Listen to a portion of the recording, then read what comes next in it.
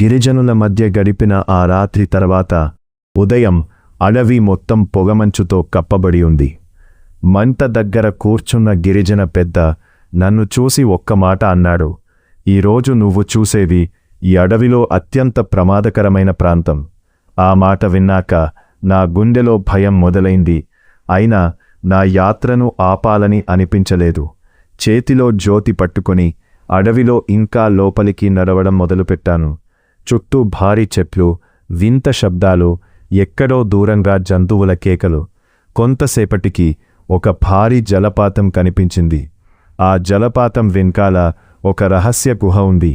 నేను నెమ్మదిగా లోపలికి వెళ్ళాను. గుహ గోడల మీద పాత చిత్రాలు కనిపించాయి.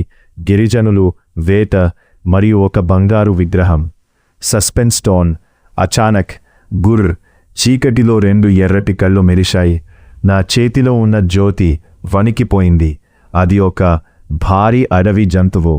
నేను వెంటనే బయటికి పరుగెత్తాను. వర్షం మొదలైంది. జలపాతం పక్కన జారిపడుతూ ఎలాగో బయటకి వచ్చాను.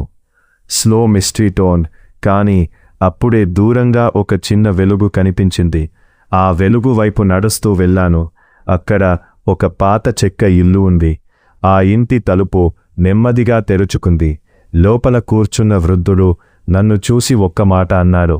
నువ్వు వెతుకుతున్నది ఈ అడవిలో లేదు. Ending Whisper tone. ఆ మాట విన్నాక నా అసలు భయం ఇప్పుడే మొదలైంది.